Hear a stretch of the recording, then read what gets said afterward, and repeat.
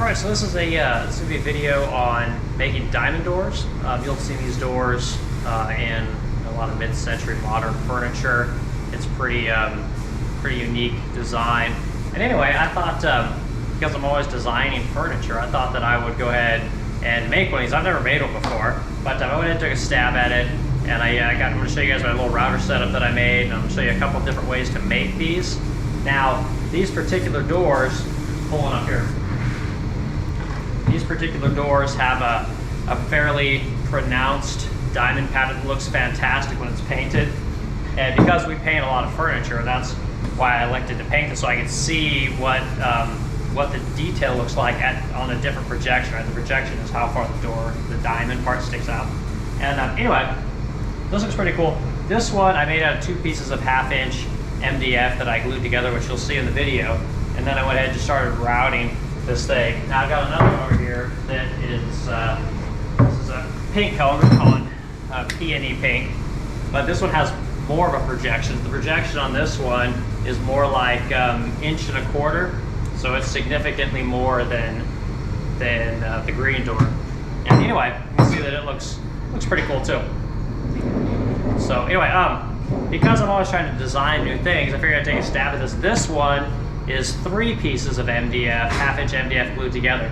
Now, MDF is not the ideal material for most people, but because we paint stuff, we can get away with using it. And they sell MDF of all different thicknesses. You can get MDF that's 1.5 inches thick, so you won't have to worry about seeing any of the laminations, which you kind of see on here. Again, this is a concept, right? A proof of concept here. I'm trying to see if I can make this thing and make it in such a way that it's repeatable, right? Because I have to be able to scale it up in the event that my customers end up liking it. So anyway, so you can buy MDF in all different sizes. You could also make this, you could veneer this. Veneer is definitely a possibility, but I'll show you another way that you could make this door for more of the person that wants to make it out of wood, right? A stain grade product. So here I have, this is all made out of 1/4-inch MDF. Now it's taped together right now because these are my pattern pieces that I'm going to use to make the actual product out of wood. But you can see the back of it is completely the same as the front, right? Again, this is the convex side, this is the concave side, or excuse me, this is the convex side, the other side's convex. And anyway, you can make these patterns. Now every one of these diamond shapes has a compound angle on it, and the math isn't too bad on this, but this is another way you can make this. You could literally make this out of hardwood. You could glue up 1/4-inch or 3/8 thick pieces of hardwood, because each one of these diamonds in this case is only about 9 or 10 inches in width. So you can glue this thing up and make a pretty badass door with hardwood. But again, you can also veneer this. The joints are good enough on this particular piece that you could absolutely just veneer this thing and glue it all up as individual pieces. So there's a couple different ways to make these doors, and I just thought I'd show something that's kind of different. You know, it's just, not everything is a finished product. This is a proof of concept or a design product, and yeah, it's pretty cool. And again, this is just taped together, just to kind of show you guys that, you know, professional furniture makers do this kind of stuff all the time. Like, not everything we make is a perfect product. We prototype, we R&D. It's kind of the fun of woodworking. So another way to do this. So check out this video and let me know what you think. It's I think diamond doors are kind of cool. I will do some MCM pieces at some point. I don't do a ton of them because it's just not my customer base. But if people on YouTube like this kind of stuff, then yeah, I'll make all kinds of stuff. So anyway, check out the video. Let me know what you think. So I'm going to start here by spreading this tight bond all over these 1/2-inch MDF panels. I just got like a 4-inch roller. Just going to spread this stuff on here and get on there real good.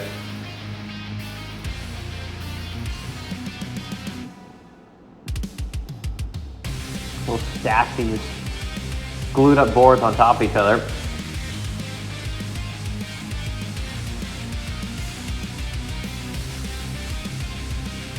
You can throw some glue on the back side of this MDF.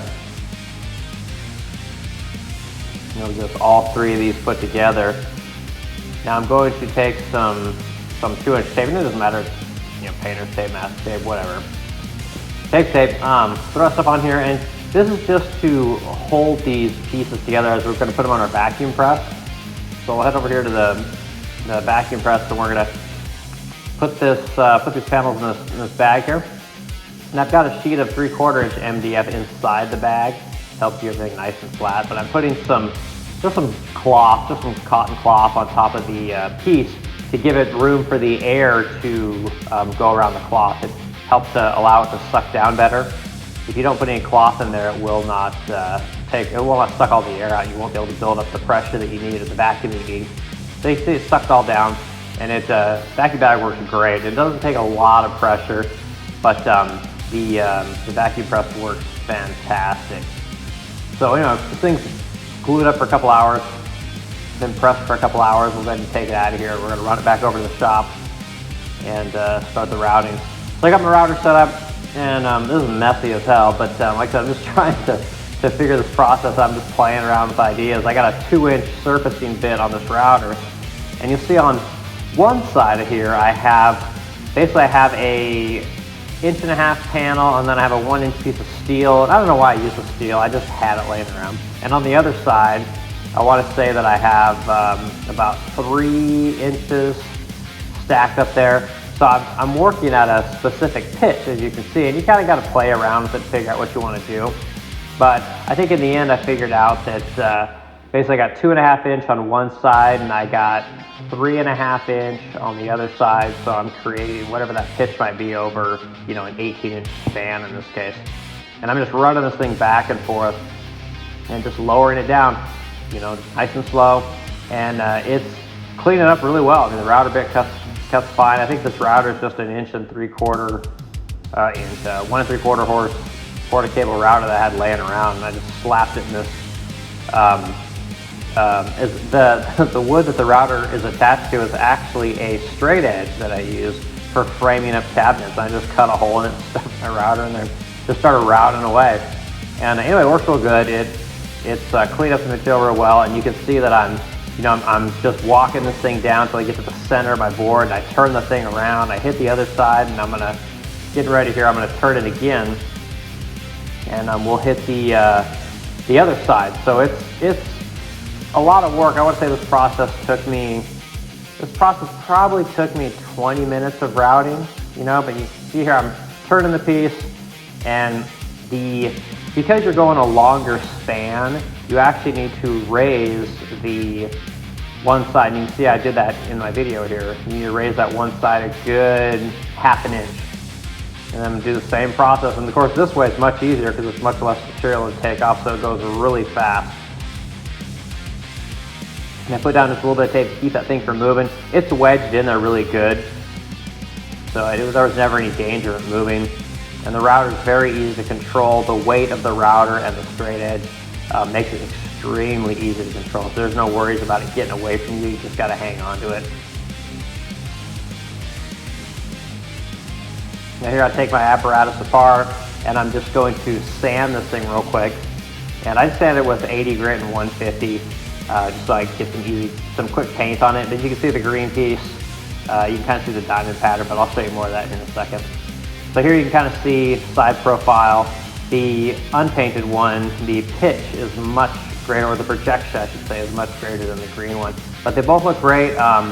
Really excited doing this project, and yeah, I got more door stuff in the future to come.